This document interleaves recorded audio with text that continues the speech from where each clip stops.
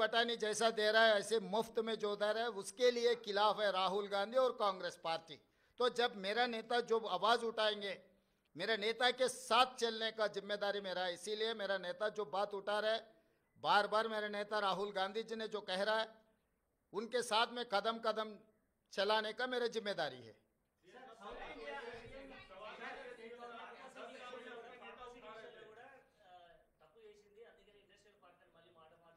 హే వాడో పిచ్చోడు, వాడికి పిచ్చోడు మాట్లాడే మాటలు ఎందుకు మీరు అంత సీరియస్గా తీసుకుంటారు?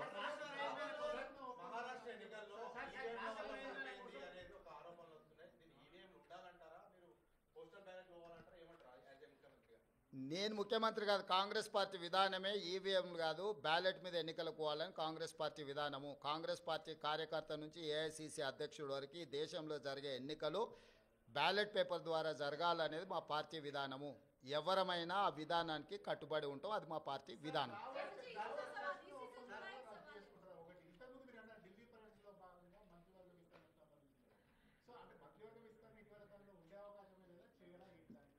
నువ్వేమేం శాఖలు ఇచ్చినావు, ఎవరికి ఇచ్చినావు ఫస్ట్ అది చెప్పు.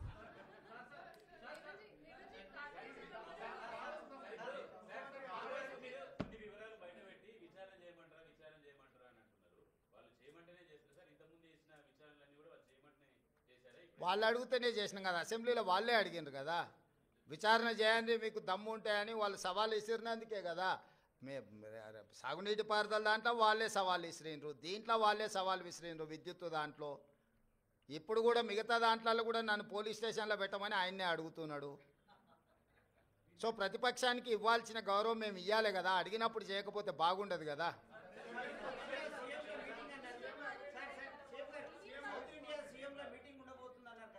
ఇప్పటికాడికైతే దీనికి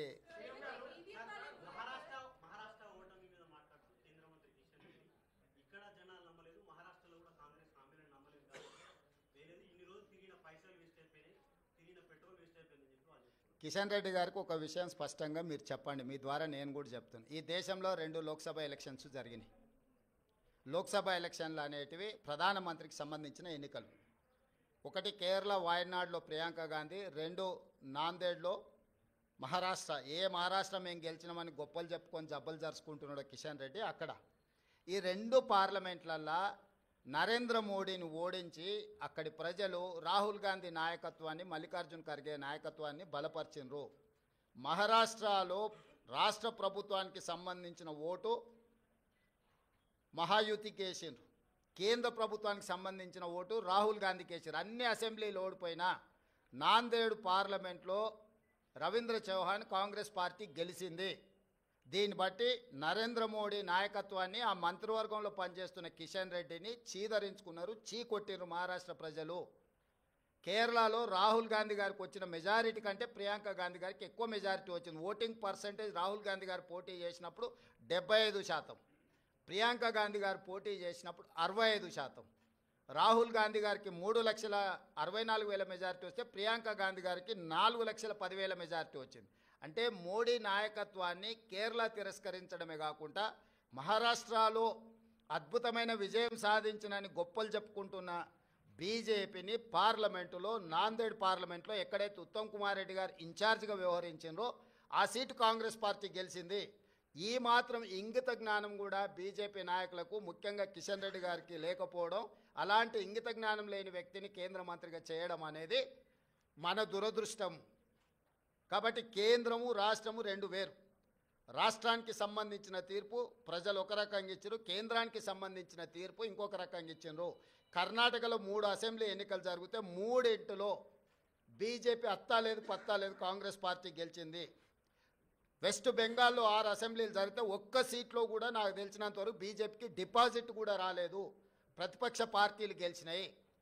ఈ రకంగా దేశంలో ఏ కొనను చూసినా మోడీ నాయకత్వాన్ని తిరస్కరించిన విషయాన్ని కప్పిపుచ్చుకోవడానికి మహారాష్ట్రలో మీ ప్రభుత్వం ఉంది, మీ ప్రభుత్వం ఏర్పడ్డది. జార్ఖండ్లో మా ప్రభుత్వం ఉంది, మా ప్రభుత్వం ఏర్పడ్డది.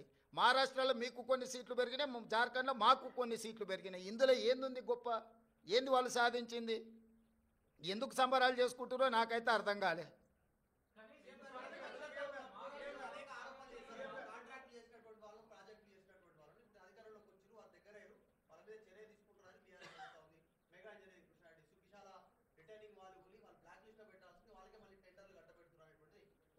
అవును, అంతకుముందు వాళ్ళు టీవీ 9 ఏబిఎన్ నిషేధించారు, నీకు గుర్తుందా? తెలంగాణ వచ్చిన ఎంబడే.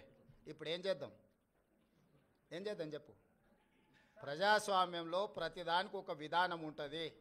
వాడెవడో ఎల్లయ్య పుల్లయ్య బోడిగాడు ఏదో చెప్పిండని చెప్పి అట్లా వ్యవహరించదు ప్రభుత్వం. ప్రభుత్వం ఏది వ్యవహరించాలన్నా రాజ్యాంగ పరిధికి లోబడే వ్యవహరిస్తుంది. ఇవాళ విచారణ వచ్చిన దానికి విచారణ ఎదుర్కోకుండా ఏందేందో వాదనలు తీసుకొస్తారు. ఒక్కటి నువ్వు పిచ్చిగా ఒకటి క్లారిటీ పెట్టుకో, సైకోరామ్ అంటే తెలుసు కదా, అంతే. ఇక ఆయన పరిస్థితి ఆయనకే అర్థం కావట్లేదు. ఆయన పక్కలో ఉన్న వాళ్ళే పక్కకు వచ్చి ఫోన్ చేస్తారు, అన్న ఇటు పిచ్చిలేసినట్టుంది, ఏందేదో మాట్లాడుతుండు. కాబట్టి ఇప్పటి నుంచి సైకోరామ్ అని ఫిక్స్ అయిపో. Thank you.